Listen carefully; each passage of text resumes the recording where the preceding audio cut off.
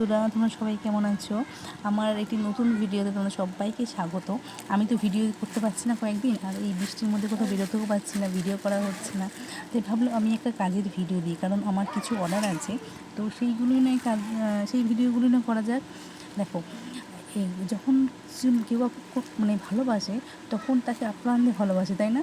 আর তার সব কিছুই ভালো লাগে। আর আমিও কিন্তু আমি কাউকে ভালোবাসার বলতে আমার এই কাজটাকে প্রচণ্ড পরিমাণে ভালোবেসেছি, আর এত পরিমাণে ভালোবেসেছি আমার এই কাজটার জন্য যদি আমাকে রাতও জাগতে হয়, আমার কোনো অসুবিধা হয় না।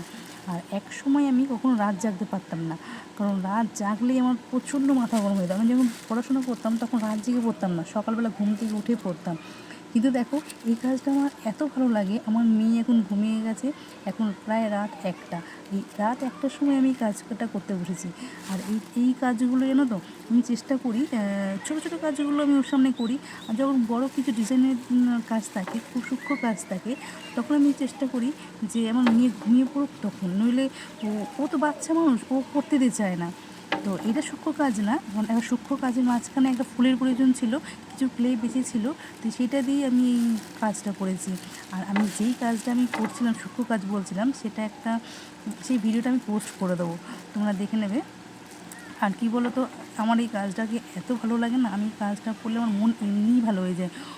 মানুষের মন ভালো করার অনেক নানান নানান জিনিস থাকে। কেউ মন খারাপ থাকলে তখন কিছু রান্না করে খায়, কেউ কারোর মন খারাপ থাকলে কেউ কোথাও ঘুরতে যায়। কিন্তু আমি পুরো উল্টো, আমার যদি কখনো মন খারাপ থাকে, যদি ভালো না লাগে, আমি আমার হাতের কাজ নিয়ে বসে পড়ি।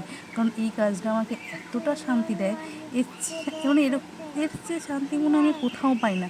মাঝে মাঝে মনে হয় একটু একা থাকি, কিন্তু একাটা থাকা আমার হয় না।